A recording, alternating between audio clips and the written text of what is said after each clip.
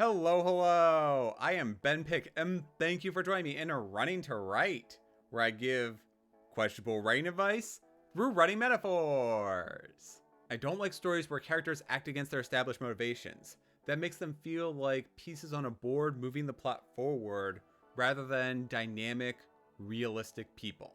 How can we as writers fix this issue? By defining our characters' wants and needs. When those are clearly established, we can understand how a character should behave, and when they make a decision that feels unnatural. These wants and needs have the added bonus of ramping up the drama when they conflict. In real life, I need to run to maintain and improve my health. Adding to that, I want to get faster. This leaves my body in a constant state of soreness and recovery. As I push myself more and more, I'm waking up in the morning exhausted and sore, and that changes my immediate want to go back to sleep, which is in direct conflict with my need to exercise. On the one hand, running is a need which forces me to overcome my laziness and start those days productively. On the other hand, it's a want which comes at the cost of a full night's sleep. Much like a good character, my wants and needs cannot coexist. Here are some great definitions of wants and needs which go beyond the dictionary verbiage and specifically relate to writing our characters. Want: what your character desires, which they think will lead to happiness. Need: the lessons or challenges your character must overcome in order to achieve true happiness. To put it simply, what do your characters think they want in order to be happy versus what do they actually need to be better? These are my 5 tips to create or enhance characters based on their wants or needs. Number 1, take the character's pulse. In every scene across the novel, ask these questions of our characters. What do they want? And what do they need? These should change across the novel. A character at the beginning may yearn or want for adventure, only by the end to need to be at peace with himself and return home safely. That is an extremely simplified version of the hero's journey. How deep down the rabbit hole you want to go depends on your own wants and needs for the story. You may not need to establish desires for every secondary and tertiary character in every scene. Alternatively, defining those wants and needs for every character in every scene can help us better structure those scenes, or make us realize when there's a contradiction. Also, just because we the writer know the character's motivations, it doesn't mean that the other characters in the story or the narrator know them as well. For all we know, we could be in a horror story and one of the characters suggests splitting up. They may be suggesting that because they want information faster at the risk of the need to survive. Or they may be the killer who wants to kill everyone off one by one. The writer would know.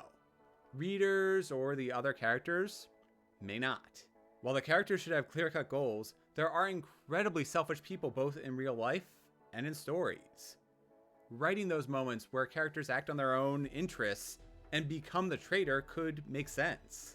However, make sure not to have the character act against their own secret wants or needs. Otherwise, it feels like there is a traitor simply to have a traitor and more drama thrown into the mix. This makes that character feel contradictory and incompetent, and the storytelling seems weak. Number 2, wants which oppose the character's needs. Stories achieve their greatest emotional peaks and payoffs when conflicts arise. And what better conflict is there than a character choosing between their wants and their needs? Let's say a story takes place on a space station and an asteroid has punctured the hull. The character needs to get to the command center to align the station so it doesn't crash into the planet below. Put another way, the character needs to gain the skills and confidence to captain the station and save everyone. Yet they want to save their family trapped and isolated in the lower deck.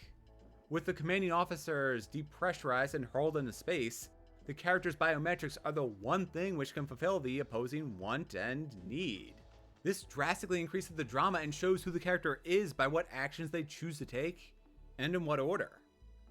A terrible story might have the character take an escape pod and do neither. If the character decides to flee on the escape pod during the prologue, then the story could be a path to redemption and learning to forgive themselves. If that happens during the climax, that's a disappointing story. I've read stories where the equivalent has happened, where a character chooses neither their want or need, to the detriment of that story. All that to say, we can use wants versus needs to ramp up the quality of our story and show a character's ingenuity in how they can achieve both. Number 3, strengthen antagonists. Much like using wants versus needs to improve a story, Having an antagonist threaten the character's wants and needs makes them more of a challenge to overcome.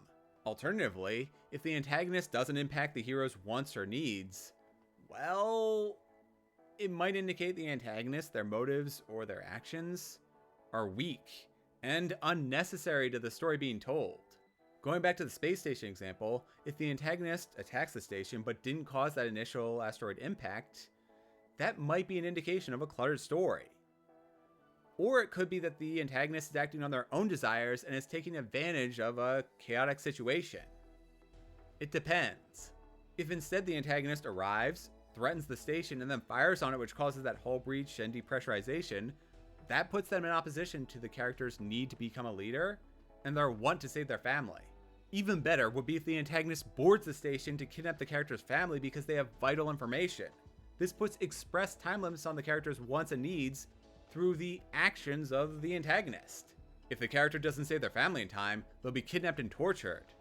If the character doesn't align the station, it's going to crash. Best of all, the antagonist was the cause for both threats to the character's wants and needs. Number 4, expand the definition of need. In my stories, my characters routinely face life or death scenarios. That limits their needs to basically do what it takes to survive. Any actions based on those wants would be in opposition to those needs, and that feels boring, which luckily is why I expanded those needs for the characters to go beyond that simple survive. How did I make this more interesting? I gave my characters more needs because that basic need to survive was implied. For example, my characters need to face their fears and dive into an unknown world to recover what was lost. Arguably, that could be more of a want, and it is for many of my characters. Yet for one of them, it is her primary need, and every challenge she has overcome in the journey is something to further that one goal. There became a clear point where for most of those characters, that want was elevated up to a need.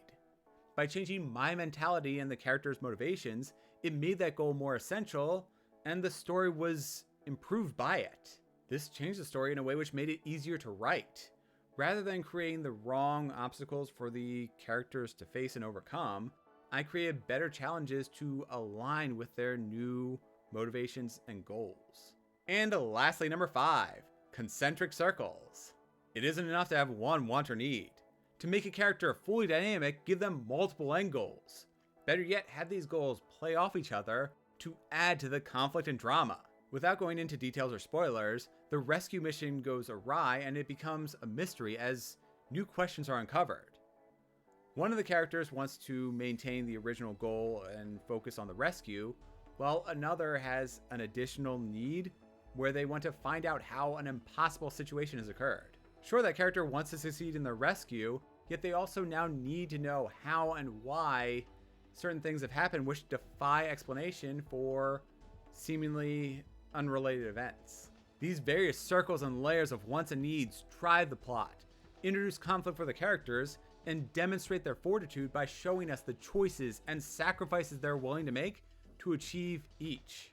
Those are my 5 tips to using a character's wants and needs to make our stories more compelling. I am Ben Pick, and thank you for joining me in Running to Write. If you enjoy my thoughts on writing wants and needs, please press those like and subscribe buttons. I also want you to press that alert bell so you're notified when I post new videos. As I'm mixing in live episodes along with my regular uploads, you might miss out on less choreographed content. And who doesn't want to watch me make mistakes live forever immortalized on the internet? Let me know in those comments what tricks you use to build in wants and needs into your stories and make them conflict with each other.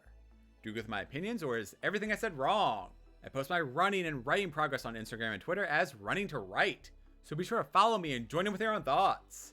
Don't forget to sign up for the Running to Write monthly newsletter for regular updates on my story musings, pitfalls, and lessons learned. The link is in the description below. Also, if you would like to sponsor an episode or get video outtakes, check out my Ko-fi page. See you next time. Until then, think about what your characters want and need.